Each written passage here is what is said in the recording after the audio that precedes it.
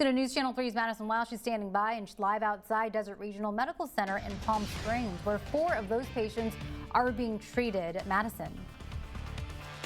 Jeff, Angela, well, this is just a horrific story, and we are getting some updated information from the CHP. They tell us that 25 people were in that SUV that was involved in a crash with a big rig in Imperial County, and we do have a live look now at the scene. We've been seeing these devastating images coming out of this story all morning. As you can imagine, 25 people traveling in one SUV. That means very crowded conditions, and of course, not enough seatbelts for all of those passengers. Now, we have had some conflicting numbers, as I said, coming out of this story, but we just heard an update from CHP. They tell us, tragically, 13 people have now died as a result of this crash. Again, this happened just after 6 this morning north of Holtville near the U.S.-Mexico border.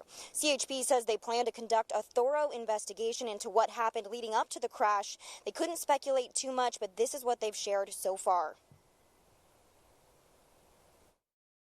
At this point, it's unknown whether or not the expedition stopped at the stop sign, but it did enter the intersection in front of the big rig. Subsequently, the big rig collided with the left side of the Ford Expedition.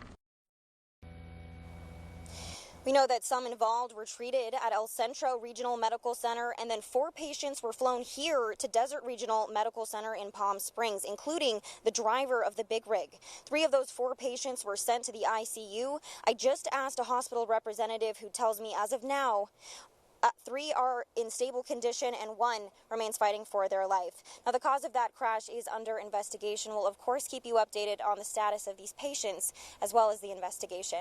Live in Palm Springs, Madison Weil, News Channel 3. Of course, we'll be following this throughout the day as more information rolls in. Thank you, Madison.